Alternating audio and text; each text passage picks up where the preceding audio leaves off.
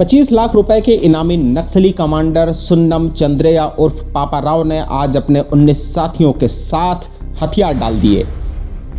छत्तीसगढ़ के जगदलपुर में यह सरेंडर हुआ है। नक्सलियों का यह दल छत्तीसगढ़ के गृह मंत्री विजय शर्मा, मंत्री केदार कश्यप, एडीजीपी विवेकानंद सिन्हा और बस्तर आईजी के सामने आत्मसमर्पण करने पहुंचा।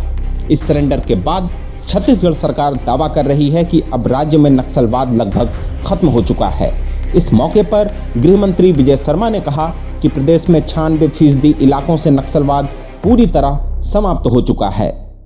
के जवानों की भुजाओं की ताकत के आधार पर समूचा बस्तर शांत होगा, नक्सल प्रभाव से मुक्त होगा, लाल आतंक से मुक्त होगा। हमारे यहाँ सभी पूरे सेंट्रल गवर्नमेंट के भी आर्म फोर्सेस के लोग और हमारे स्टेट गवर्नमेंट के भी आर्म फोर्सेस के हमारे जवानों ने अद्भुत परिश्रम, अद्भुत पराक्रम किया है। जिससे इस पूरी ही घटनाक्रम में जब हम आज इस दहलीज पर खड़े हैं कि हमारे छत्तीसगढ़ से ही सशस्त्र नक्सलिज्म समाप्त होने वाला है, तो मैं इतना आपको जरूर कहना चाहता हूँ कि पूरा ही नक्सल प्रभावित क्षेत्र बस्तर रहा है 7 जिला। इसके अतिरिक्त कवर्धा, खैरागढ़, राजनांदगांव, मानपुर मोहला, धमतरी, गरियाबंद और महासमुंद ये जिले भी अभी नक्सल प्रभावित रहे। इन जिलों में भी उनके संगठन थे, इन जिलों में भी उनकी संरचना थी और उस संरचना के माध्यम से यदाकदा और कहीं कहीं पर बहुत तेजी से उन लोगों ने वारदातें की। परंतु अब ये पूरा का पूरा क्षेत्र भी नक्सलवाद से मुक्त हो चुका है। बस्तर का 96% लैंड एरिया वो भी मुक्त हो चुका है।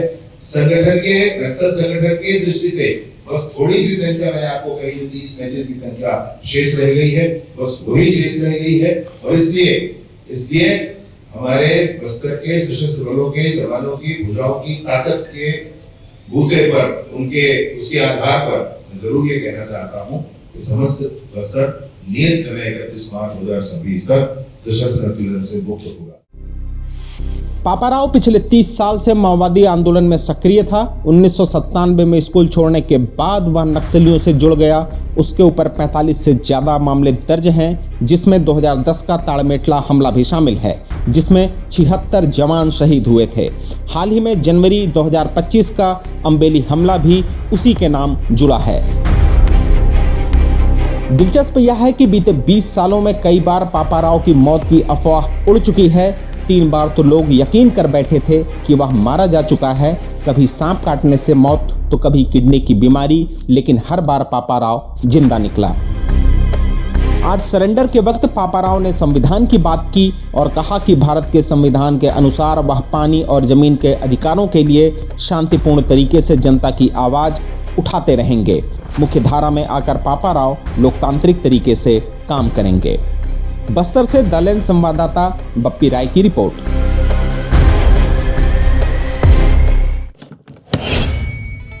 देश दुनिया की रखी खबर हर रोज हर शाम कानो कान सुनते रहें द लेंस पॉडकास्ट। रहे अपडेट लेंस के साथ।